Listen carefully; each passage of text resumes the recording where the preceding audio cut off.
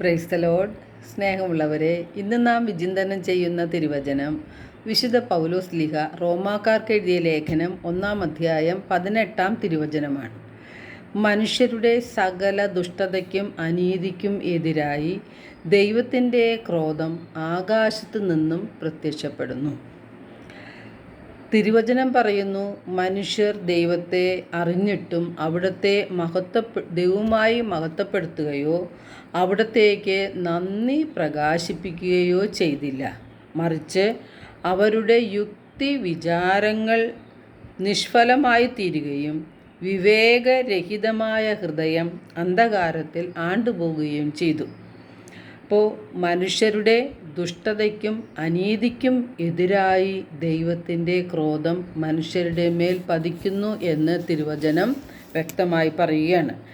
മനുഷ്യർ സൃഷ്ടാവായ ദൈവത്തെ ഉപേക്ഷിച്ച് സൃഷ്ടികളെ ആരാധിക്കുകയും അവരെ സേവിക്കുകയും ചെയ്തു. ദൈവത്തെ ആരാധിക്കുകയോ അവിടത്തേക്ക് നന്ദി പ്രകാശിപ്പിക്കുകയോ ചെയ്തില്ല. ദൈവത്തിൻ്റെ മഹത്വം ദൈവത്തിന് കൊടുക്കാതെ, ദൈവത്തെ സൃഷ്ടാവായി കാണാതെ, ദൈവത്തെ രക്ഷകനും നാഥനുമായി സ്വീകരിക്കാതെ അവർ സ്വന്തം ഇഷ്ടപ്രകാരമുള്ള ഒരു ജീവിതം നയിച്ചു. സ്വർഗവാസികൾ എല്ലാവരും ദൈവത്തെ സ്തുതിച്ചുകൊണ്ട് ദൈവത്തെ മഹത്വപ്പെടുത്തുകയാണ് ചെയ്യുന്നത്. നമ്മിൽ പലരും നമുക്ക് നന്മകൾ ലഭിക്കുമ്പോൾ നാം ദൈവത്തെ സ്തുതിച്ച് മഹത്വപ്പെടുത്തും.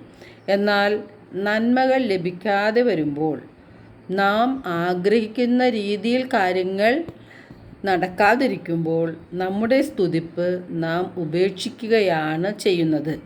അത് ഭോഷത്വമാണെന്ന് തിരുവചനം വ്യക്തമാക്കുകയാണ്.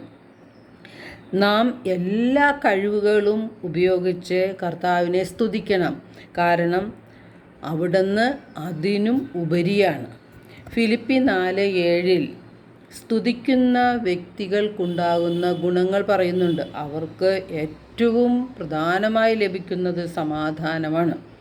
സങ്കീർത്തനം 103:3 സ്തുതിക്കുമ്പോൾ അകൃത്യങ്ങൾ ക്ഷമിക്കപ്പെടുന്നു, രോഗങ്ങൾ സുഖമാക്കപ്പെടുന്നു, അതുപോലെ പരിശുദ്ധാത്മാവിനെ ലഭിക്കുന്നു, ദൈവത്തിൻ്റെ സ്നേഹം കൊണ്ട് നിറയുന്നു.